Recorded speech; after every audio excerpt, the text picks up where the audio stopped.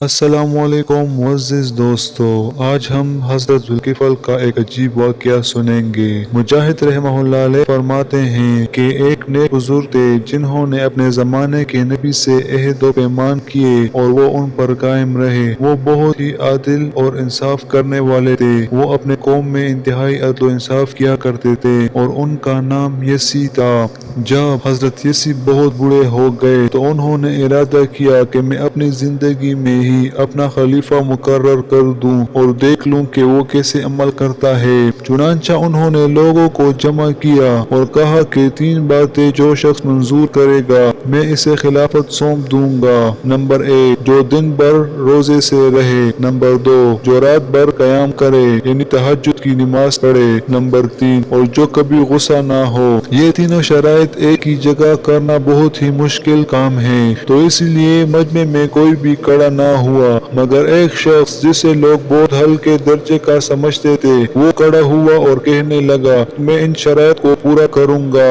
آپ نے پوچھا تو کیا تم دنوں کو روزے سے رہو گے اور راتوں کو تہجد پڑھو گے اور کبھی غصہ نہ کرو گے؟ اس نے کہا جی ہاں۔ حضرت یسع نے فرمایا اچھا چلو کل صحیح۔ دوسرے روز بھی آپ نے اسی طرح مجلس عام میں سوال کیا لیکن کوئی بھی شخص کھڑا نہ ہوا سوائے اس شخص کے جس کو لوگ ہلکے درجے کا سمجھتے تھے اور ان کا نام حضرت ذوالکفل تھا۔ چنانچہ انہوں نے حضرت ذوالکفل کو خلیفہ بنا دیا۔ اب جب وہ خلیفہ بن گئے تو شیطان اور ابلیس نے ان کو بہکانے کی کوشش کرنے کے لیے چھوٹے چھوٹے شیاطین کو اس کے پاس بھیجنا شروع کر دیا مگر کسی کے ہاتھ کچھ نہ آیا۔ اب ابلیس خود چلا۔ دوپہر کے قلولے کے وقت آپ لیٹے ہوئے تھے کہ خبیث نے گھٹنیاں پیٹنی شروع کر دی یعنی پاؤں پیٹنے شروع کر دیے۔ آپ نے دریافت فرمایا تو کون ہے؟ اس نے کہنا شروع کیا کہ میں ایک مظلوم ہوں، فریادو ہوں، میری قوم مجھے ستا رہی ہے، میرے ساتھ اس نے یہ کیا، اس نے وہ کیا، جو لمبا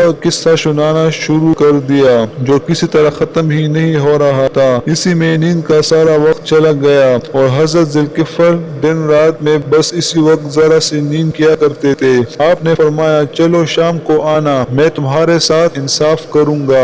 اب جب شام کو حضرت ذوالکفل فیصلہ کرنے لگے، ہر طرف اس شخص کو دیکھا لیکن اس کا کہیں پتہ نہ چلا، یہاں تک کہ خود ادھر ادھر جا کر بھی تلاش کیا مگر اسے کہیں نہ پایا۔ دوسری صبح کو بھی وہ نہ آیا۔ پھر جہاں آپ دوپہر کو 2 گھڑی آرام کے لیے لیٹے تو خبیث آ گیا اور دروازہ ٹوکنے لگا۔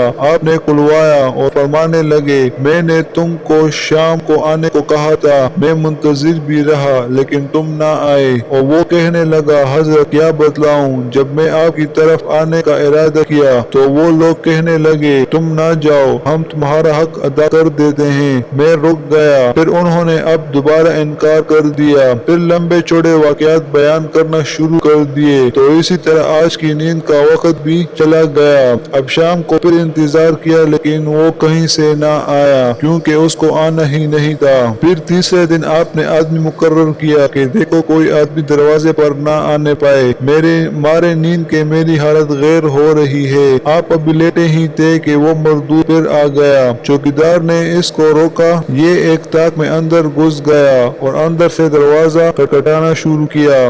آپ نے اٹھ کر پہرے دار سے کہا کہ میں نے تمہیں ہدایت کر دی تھی پھر بھی دروازے پر آنے سے نہیں روکا؟ اس نے کہا نہیں، میری طرف سے کوئی نہیں آیا۔ اب جو غور سے دیکھا تو دروازہ اندر سے بند پایا اور اس شخص کو اندر موجود پایا، تو اسی طرح آپ پہچان گئے کہ یہ شیطان ہے۔ اس وقت شیطان نے کہا اے اللہ کہ میں تجھ سے ہارا، نہ تو نے رات کے قیام کو ترک کیا اور نہ ہی اس موقع پر اپنے نوکر پر غصہ ہوا، بس خدا نے ان کا نام ذوالکفل رکھا تو اسی لیے جن باتوں کی انہوں نے کفالت کی تھی ان کو پورا کر دکھایا۔ یہ قصہ تفسیر ابن کثیر میں بھی لکھا ہوا ہے۔ معزز دوستو، اسی طرح کے اور اسلامی واقعات سننے کے لیے ہمارے چینل کو ضرور سبسکرائب کیجیے۔ اگر آپ کو یہ ویڈیو پسند آئی ہو تو لائک، شیئر اور کمنٹ کرتے جائیے گا اور ملتے ہیں اگلی ویڈیو میں، تب تک کے لیے اللہ حافظ۔